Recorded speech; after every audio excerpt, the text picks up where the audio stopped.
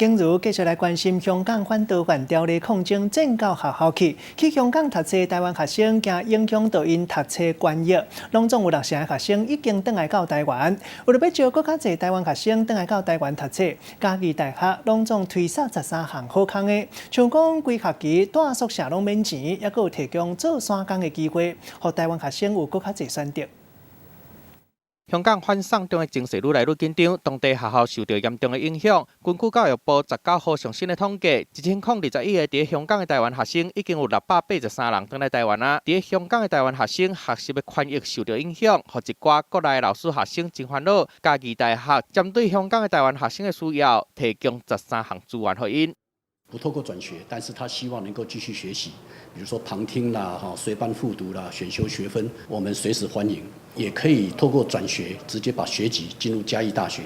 那这个部分也可以透过教育部的一个窗口跟嘉义大学的窗口来申请。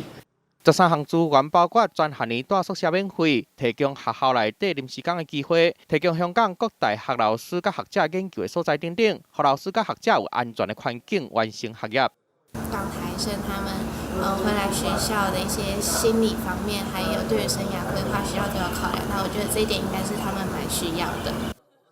另外，嘉义大学目前有71个香港学生。香港反送中的抗争愈来愈厉害，警察甲民众嘛伫学校内底对枪。对这个情形，嘉义大学会提供心理咨询、关怀甲帮助，设立专人专线，让香港甲台湾的学生会当安心学习。记者综合报道。